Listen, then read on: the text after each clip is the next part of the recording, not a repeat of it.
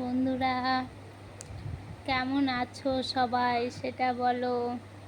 দেখো তো আমাকে চুল কেটে কেমন লাগছে, একটু কমেন্ট করে বলো। চুলগুলো এতটা ছোট ছোট করে কেটে দিয়েছি তা বলার বাইরে। এখন চুল বাঁধাই যাচ্ছে না। বিয়ে বাড়িতে গেছিলাম তো তাই চুল কেটেছি।